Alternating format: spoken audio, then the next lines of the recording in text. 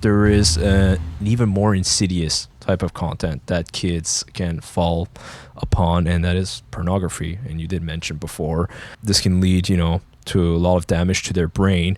So what are the effects, like a child, because we know a lot of kids, prepubescent kids, they get exposed to this, and what can we do, to prevent this? I've worked with multiple schools now where I've been brought in because the kids have been arrested by the police because they've been taking photos of each other and then putting them online. Then they get on the sex registry and they're pedophiles, and that's for the rest of their lives. And the kids are the same age as each other, so they didn't see any problem in it. But it's a normal thing to do now, which is just crazy. And of course, if the child's under the age of 17 or 16 or 18, depending on where you live, it's a really, it have devastating effects long term.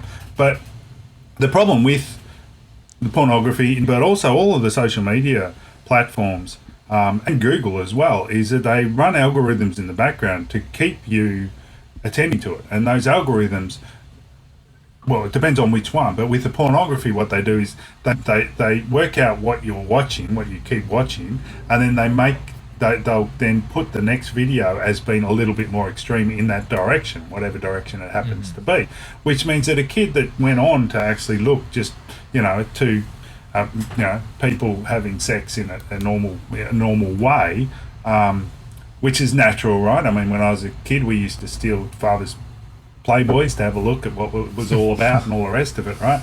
But that's all we really had access to. The curious mind. They'll go on to look and try to work out what's going on, right? Which is completely normal. But then the algorithm will pick them videos which are more extreme, and they're more extreme and more extreme. And a poor kid that went on there just to find out what sex is about, all of a sudden is in this awful quagmire of, I don't know whether I'm allowed to say it's probably not an R-rated podcast, but stuff that's really, really not natural, right? Yeah. Really isn't appropriate for most kids. And I abusive.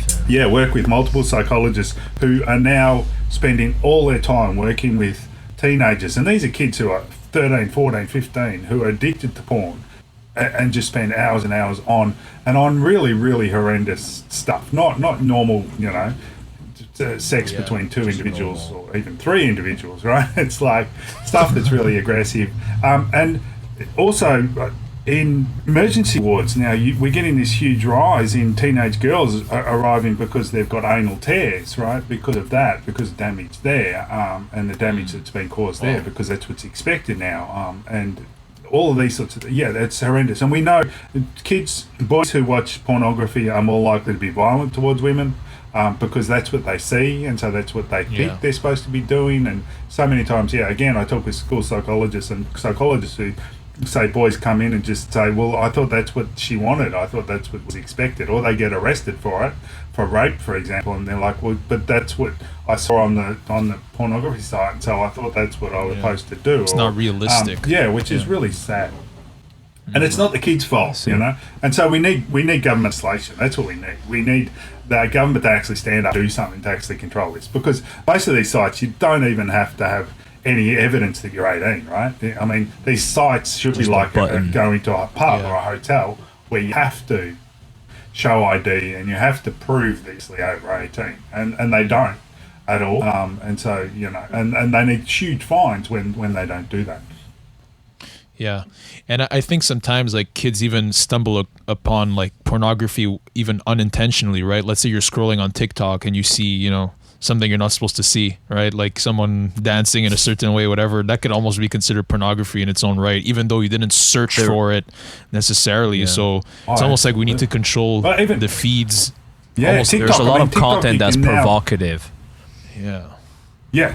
TikTok now you can, I saw there's now pedophiles on TikTok who pay girls, 13-year-olds, 14-year-olds on TikTok to do provocative dances for them and upload them on TikTok. And so you've actually got guys who are actually paying for 12-year-old, 13-year-old girls to do those provocative dances for them and then uploading them. And you can pay people on TikTok, which is nuts that that's allowed, right? Yeah, it's crazy. Where's- Yeah, and that's the thing. And there are also platforms such as OnlyFans. I don't know if yeah. you've heard of it, where a lot of women use it to just prostitute themselves, and this is, you know, seen as like, you know, freedom for them to make money on their own, and it might be safer than back in the older days where, you know, they had people managing them or whatnot. But still, you're just still contributing to that whole cycle of, you know, the predators online, the pedophiles who just consume that content, and then